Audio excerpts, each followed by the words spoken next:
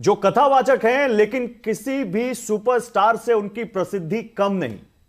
जी हां, जो बातें करने में किसी पॉलिटिशियन से कम नहीं, जिनके बारे में दावा किया जाता है कि किसी सिद्ध पुरुष से कम नहीं, और कभी कभी इतना चंचल व्यवहार कि किसी बच्चे से कम नहीं। सुरभि, आचार्य धीरेन्द्र शास्त्री सुर्खियों में बने रहते हैं, किसी एक वजह से नहीं, और इनका दर्जा किसी सेलिब्रिटी से भी कम नहीं।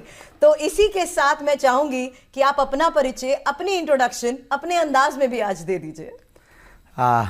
बागेश्वर धाम के हम एक छोटे से दास हैं।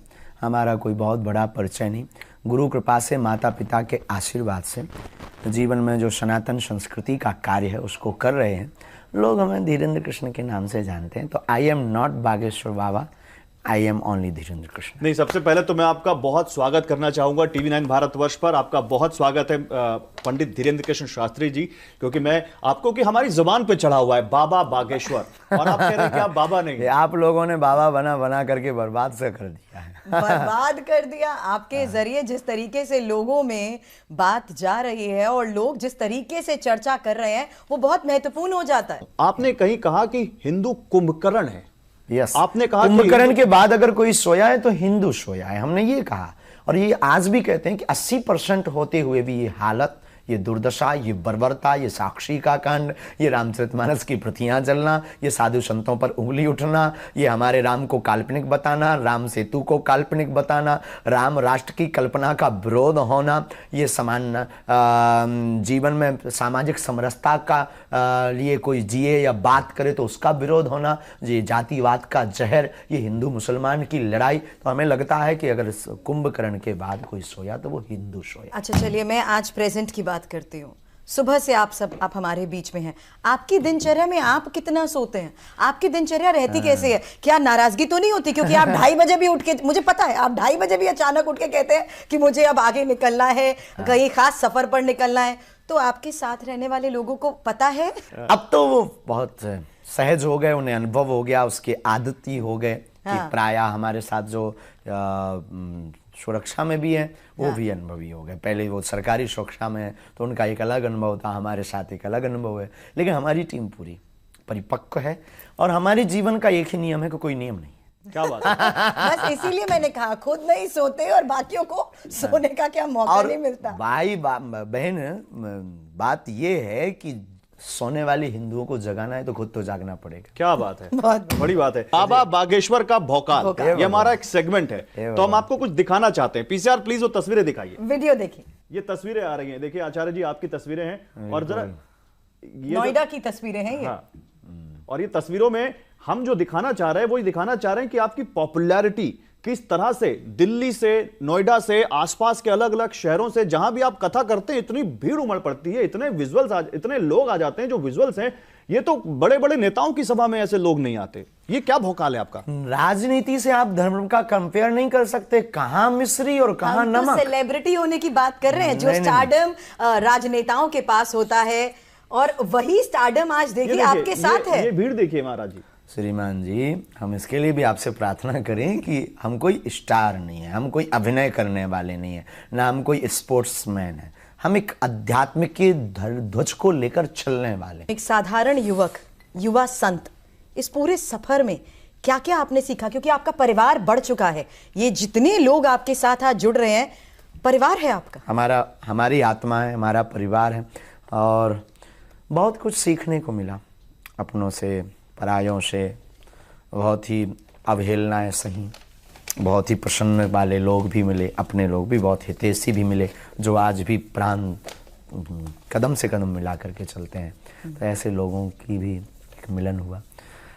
सीखने ना सीखने वाली कोई बात नहीं है, बस सनातन को जगाने वाली बात है, सीधी सी बात। लेकिन आपका परिवार आचार्य जी अब देश की सरहदों को भी पार कर रहा है। करना ही चाहिए। आपके चाहने वाले पाकिस्तान तक में।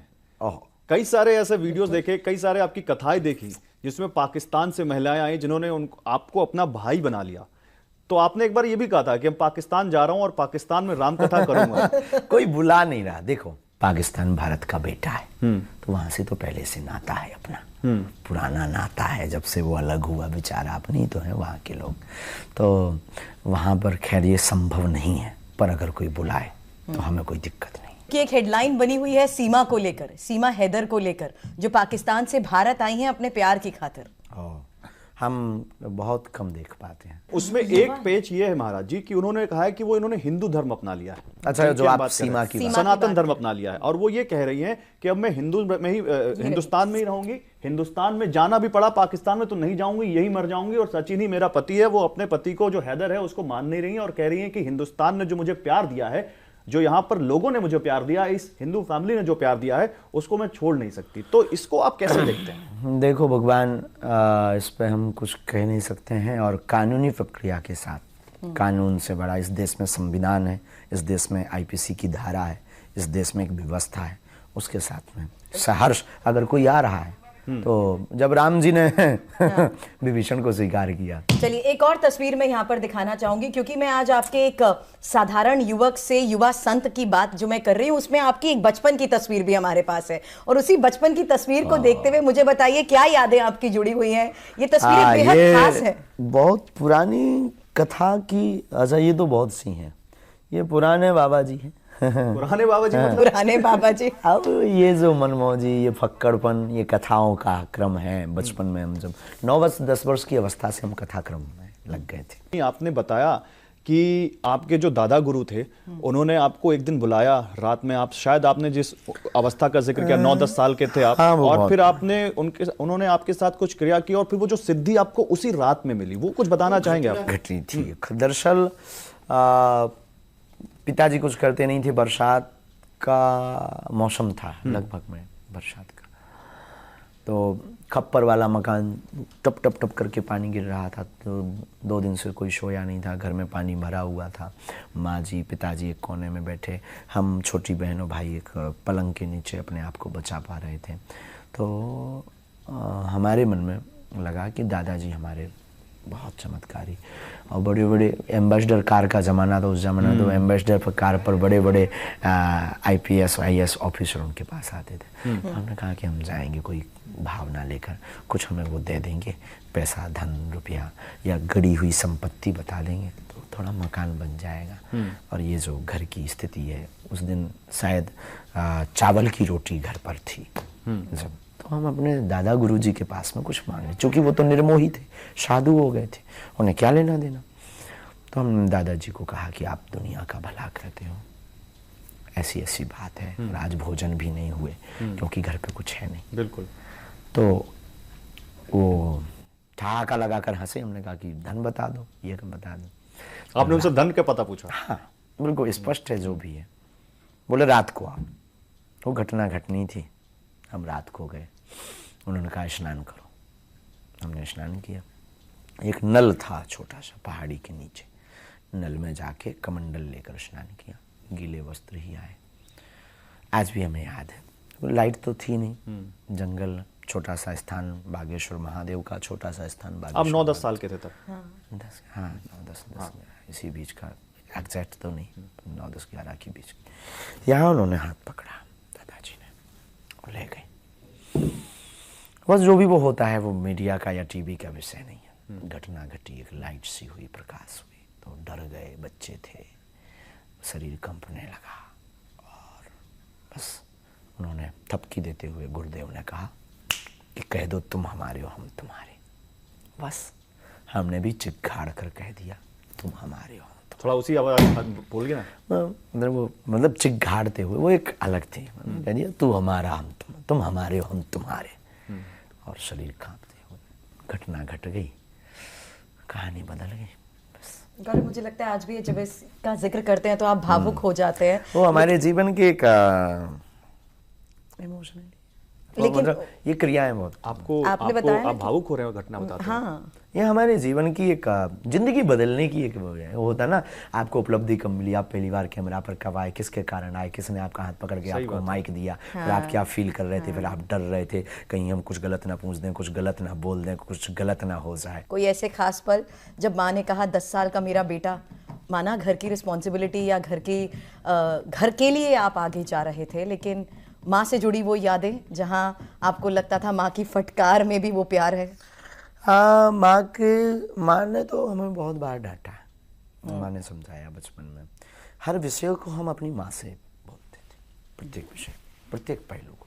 आज भी कुछ भी अच्छा बुरा होता हम अपनी माँ को बोलते हैं। अब एक कुछ खास पहेलियों का मैं रुख करना चाहूंगी, क्योंकि मुझे लगता है इसी के जरिए हम बड़ी इंटरेस्टिंग बातें आपके बारे में जानना चाहेंगे, और इसीलिए इसे हमने नाम दिया है बाबा बागेश्वर का पहेली टेस्ट। आचार्य धीरेन्द्र कृष्ण शास्त्री बताएं, जो पूरे देश को परिवार बताते हैं, देश का राष्ट्रीय खेल कौन सा है? हॉकी। क्या बात है, आपको खेलना क्या पसंद है? क्रिकेट। अरे हमारे साथ खेलेंगे आप? हाँ, कभी समय मिलेगा तो। कभी समय मिलेगा तो खेलेंगे। क्योंकि अगर अभी कह दिया तो आप बैट बॉल लेके अभी पड़ जाओगे। तैयारी है? बिल्कुल तैयारी है। दो अच्छा, मिनट दीजिए। आपको क्या पसंद था, बैटिंग करना या बॉलिंग करना? हम ऑलराउंडर आदमी। ऑलराउंडर थे। और ऐसा Bowling नहीं भी हो करते। सकता कि खेल के मामले में किसी को अपनी माता से मार ना पीटी हो या डांट ना पीटी हो, क्या आप भी ऐसे थे? हाँ, हमने 2-3 लोगों की आंख में बॉल मारी थी तो पिटे थे। आंख में बॉल मारी थी? आप फास्ट बॉलर थे? नहीं, है तो स्पिन, बैट से लग गई थी धोखे से। ठठरी के दो आगे ठठरी, ठठरी के दो पीछे ठठरी, ठठरी के दो बाएं ठठरी, ठठरी के दो दाएं ठठरी। टोटल कितनी ठठरी बांधी नहीं हे होगी? भगवान। कितनी बांधी आपने? चलिए बता ही एक दीजिए। तो पहले चलता था तीतर के दो आगे तीतर, तीतर के दो पीछे तीतर, आगे तीतर पीछे पीछे तीतर। तीतर। बताओ कितने तीतर? तो 3 तीतर होता था। अब आप ये बता दीजिए अब इसमें दो, कि कितनी ठठरी आपने बांधी है?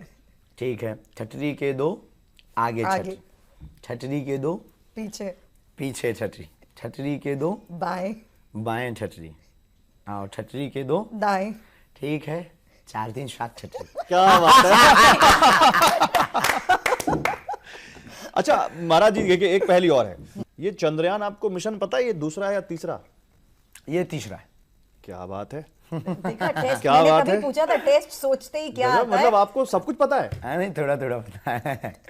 आप सब तो आप इस चंद्रयान के लिए क्योंकि दूसरा टेस्ट आपको पता होगा, किसी कारण से सफल नहीं वो हो वहां पाया तक था। पहुंचते पहुंचते असफल हो गया था, जिसमें भारत के प्रधानमंत्री जी भी बैठे हुए थे जी। और बहुत खर्च हुआ था। फिर वहां पर जाकर के शायद 16 मिनट या इसको कुछ पहले वो उससे कनेक्शन रडार छूट गया था। नहीं तो इस बार चंद्रयान 3 के लिए कोई शुभकामनाएं? हमारी और क्या बालाजी के चरणों से प्रार्थना है, हम अर्जी भी लगाएंगे अपनी तरफ से कि इस बार सफल होना चाहिए और भारत चौथा देश हो जाएगा। कि हाल ही में एक फिल्म में ये दिखाया गया कि हनुमान जी को संजीवनी की जानकारी विभीषण की पत्नी ने दी थी।